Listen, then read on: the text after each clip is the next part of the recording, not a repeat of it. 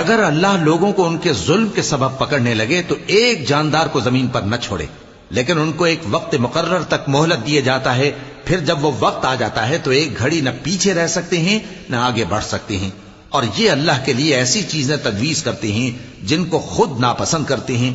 اور زبان سے جھوٹ بکے جاتے ہیں کہ ان کو قیامت کے دن بھلائی یعنی نجات ہوگی۔ کچھ شک نہیں کہ ان کے لیے دوزخ کی آگ تیار ہے، اور یہ دوزخ میں سب سے آگے بھیجے جائیں گے۔ اللہ کی قسم، ہم نے تم سے پہلی امتوں کی طرف بھی پیغمبر بھیجے تو شیطان نے ان کے کرتوت ان کو آراستہ کر دکھائے، تو آج بھی وہی ان کا دوست ہے اور ان کے لیے عذاب علیم ہے۔ اور ہم نے جو تم پر کتاب نازل کی ہے تو اس لیے کہ جس بات میں ان لوگوں کو اختلاف ہے تم اس کا فیصلہ کر دو، اور یہ مومنوں کے لیے ہدایت اور رحمت ہے۔ اور اللہ ہی نے آسمان سے پانی برسایا، پھر اس سے زمین کو اس کے مرنے کے بعد زندہ کیا، بے شک اس میں سننے والوں کے لیے نشانی ہے۔